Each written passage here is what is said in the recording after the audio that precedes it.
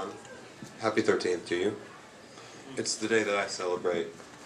I won't try to go into any kind of diatribe, I'm not the type, but I didn't know my mother.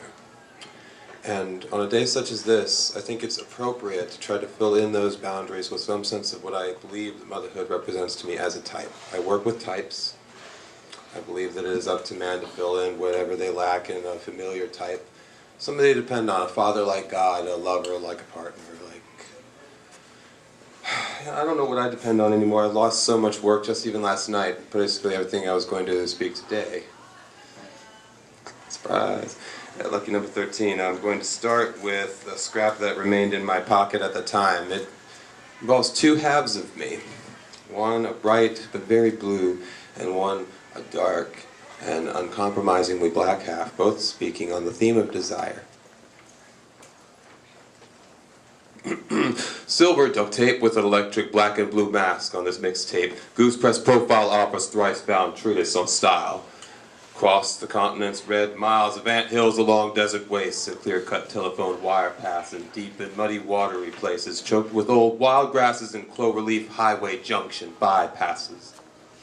Wrap me in the air, the womb, bon vendy, give it to me. Cover it in me. Let me be covered in jet streams. Let me be ripped open by the seams so that foam and spray and clear white and blue show a globular planet where I cannot find you staring up into a sky masked by sunlight. Cumulonimbus in congress with the contrails and jet streams, wet dreams of thousands floating upward on thermal, praying for rain while they sleep. A perfect, pristine, and unpolluted beach, shattered soap bubble, keeping my coins in the banks of cloud instead of the pockets missing from my breeches. Keep my interests out of reach, even if I play them impossibly loud, make them difficult to understand and hard to teach.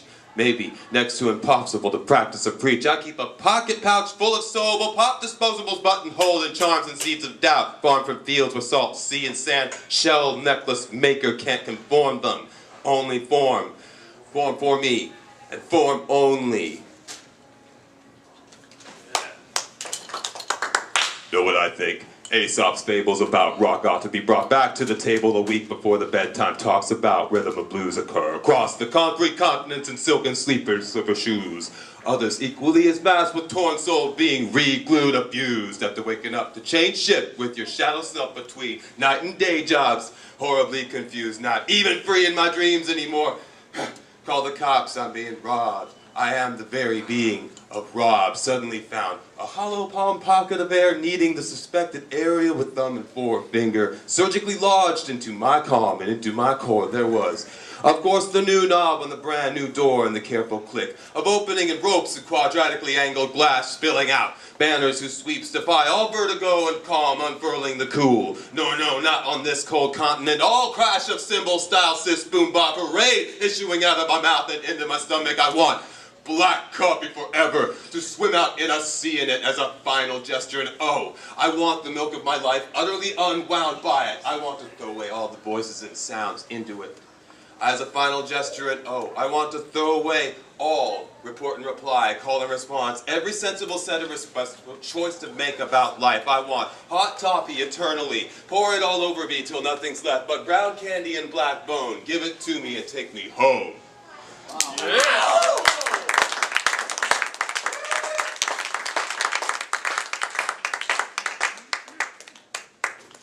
Let's see what other scraps are around. I got 20 to fill. The extemporaneous work is basically whatever I can jam into something, and I really needed room for it. Thank goodness I got that taken away.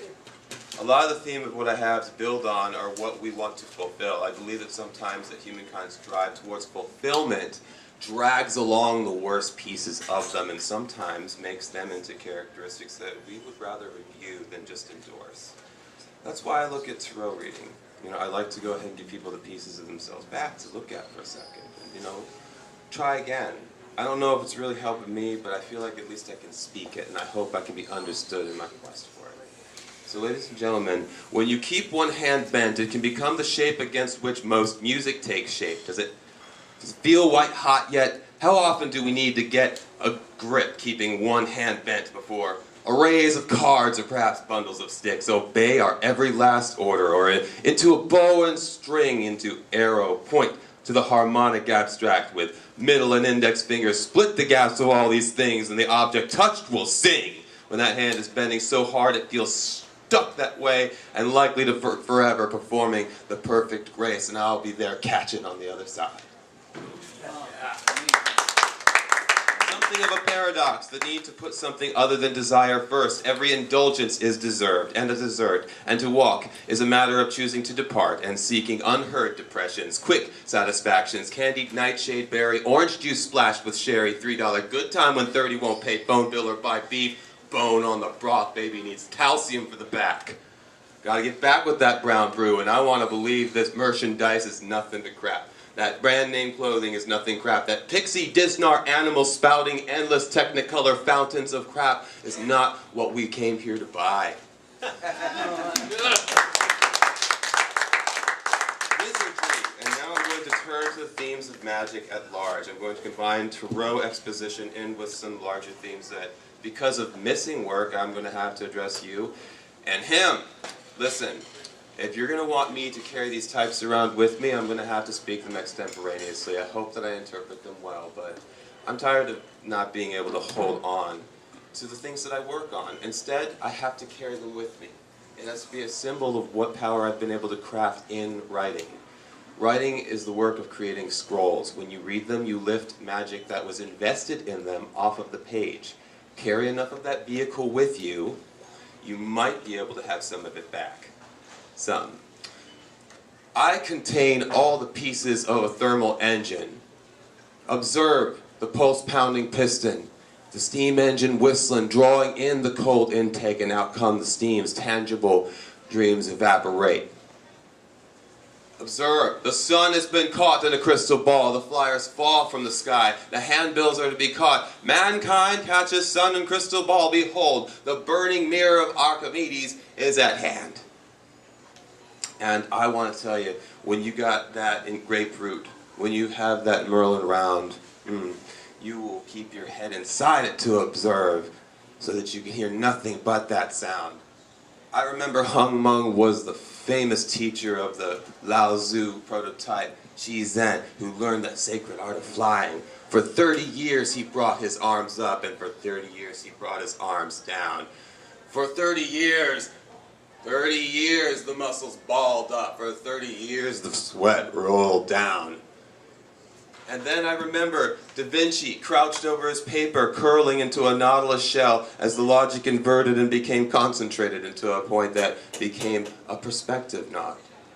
The lines that all the buildings came to as his flying device soars out from the background perspective and over your head.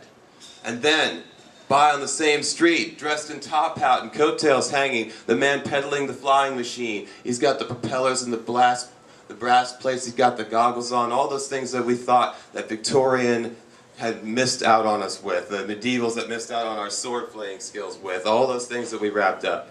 Those vampires that have our wish for immortality embedded in them, all of those things dragging behind in a parade, they went over the hill with the Red Bull flying contest showing us, can our dreams be achieved? Let me give you 3 examples, because first, Hung Meng's trapezius snapped and he began to limp his way across the dojo floor, and the Zeppelin hit the blimp, and a technicolor conflagration started erupting. And solar distilled brandy snifters began crashing down from the sky, and the white crane doesn't know why the left won't keep it aloft, and Hung Meng disappointedly wraps up the scroll. Da Vinci wrestles it out of his grip. The peasants wail, who will deliver the new miracle? And Mao buttons are passed out for free next to the docks. Let me tell you, what could you do with this heat? The great ball, the burning mirror of Archimedes, is now at hand. It is said that Archimedes had devices that could launch steel beams into ships that attacked his lighthouse. That he could focus the light of the mirror into a strafe and cut it across the waters. What should people do with heat? With what they want, the power they've built up over time. There is a man who preaches to his audience of the dispossessed under a tarp that was his former roof in Chicago, who will be there for him. What mirror of light will find him, and will it lend tan to his skin and balm to his brow? You can craft a lot in secret. You can roll quite a lot up. The handbills are falling down, advertising your next wonder. The burning mirror of Archimedes I now put away. These are the last scraps I had of that poem. What I have left in my time, I'm going to go back and forth between, ladies and gentlemen. Applaud that one? What time do I have left? All right, just so you know, this is old work. All right, I've lost 3 different sets of new work in the course of my life. About the same time as I got extensions of this tattoo. Boring story, you know, you hear it over a coffee and a tarot reading, I guess, but listen. This remaining work was a treatise on hate. I find it creatively unsatisfying to be left with a treatise on hate as some of the only poetic work to be had on record. Now, granted, I think I'm pretty good at the exposition on the theme, but I've developed a lot more than that. And I've developed a great love for what I've lost. Ladies and gentlemen, for a lack of a mother in the world, I have learned to love the world in trusting it, even when the worst has happened to me. Even when. Because when you lack even a context for guarantee, friends from a state you left behind, a high school of people, you don't even remember the faces and names of the sorts. When you move from house to house, you pay the price of a used car for permission to live in a white box, and Facebook, never used it.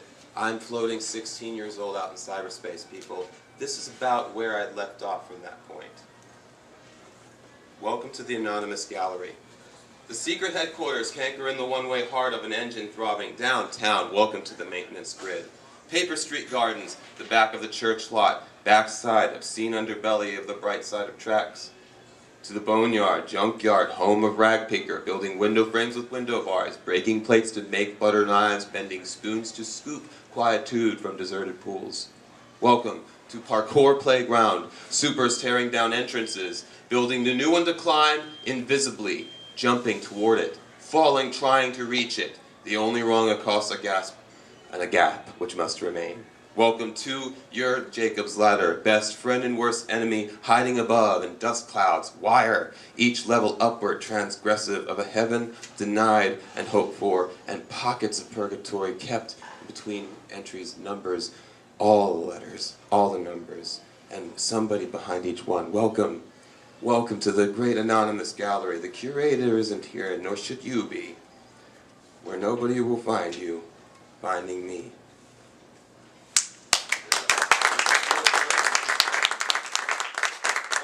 New work. I want to express a bit more of my ideas on tarot, and also a bit of a sickness I'd like to diagnose in the modern culture. I'm sorry to be overcritical, it's my nature. I'd be happy to accept all bad press in return. I think that the drive to have heroes is poisoning us. Listen, we have how many genres? How many fusion genres? Every one of them, a multiculturalist cast of heroes. When we were young, it was simpler. The left wing had Captain Planet. Let's paint Patrick Swayze blue and tell him how to save the earth from those who would waste it. Let's go ahead and get the G.I. Joes organized and tell them, look, we got big terrorist enemies out there, and unless we get the best people together, they're just going to overrun us all. Both were right, both were wrong, both were cartoons, both were extrapolations of our desire to win.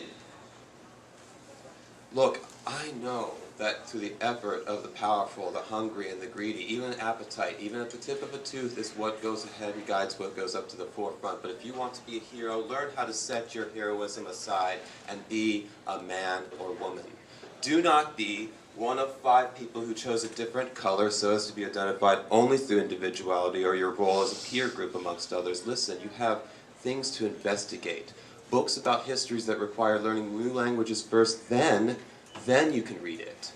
I'm not saying we all have to become nerds. Look, I'm saying if we all talk about how he got elected, then we're going to wonder how he got there in the first place. That he's there is proof that we couldn't stop it. Genres, heroes, people, listen, we don't need to know what happened last night on the box. I know that all of us don't know each other and that the only thing we watch is the one person for 3 hours you absorb because you can choose which series you want. It is true that they beat the person who wanted to beat everybody else. 100 clones of you. 100 clones of you. You are the only one in this forest, and you must conquer them all because they created you to play this game, but you will transcend. And listen, it's unhealthy to want this.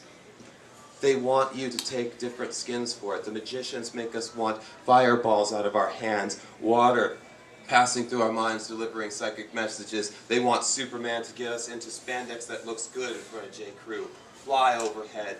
We want Luke Cage to not wear costumes so that he can be Superman on ice. Iced tea. Listen, I'm done with the sugar. I am tired of Marvel Comics. I'm tired of Harry Potter delivering us Disney syrup equivalents of the paganism we already bedded down. We're digging the pieces back up. Can you imagine us doing something more than twilighting it? Let us highlight it, I say. We are missing our place in the world. For lack of mother, man, find her pieces, find her place, fill in the empty contours of the true magic. I have learned to put my life back together too many times. A series of fragments, an array of cards. I shuffle them with the keenness of a gambler. My new gambler is a devil. He is the one who shuffles circumstance, plants the card where he wants it, reveals exactly where he thought it ought to be. He negotiates with the chaos that usually conquers him. I'm sorry to have made this bargain, but in my race to know cards better, and in my desire to hold on to something in my hand, when one hand bends, when it stays permanent and the cards ripple, I know that I will never lose them. Even if all cards were taken from me, I feel them in here with one hand bent. And I aim that card and look for Mom out there, and if she feels like showing up, I have some things to say. I want to be filled in. This is what I have to say about Mother's Day. It's the 13th, the death card of the tarot. I've learned to put a lot away. There's a blessing in being springy, thorny, tall, ready to wrench in and trench into only disturbed soil next to cards. And I will grow up in this earth. And I hope that Ma will do all right, but I gotta take care of my own self.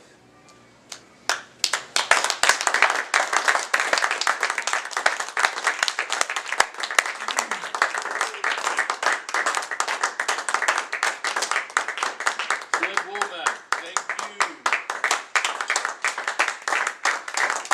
We're going to take a 10-minute break.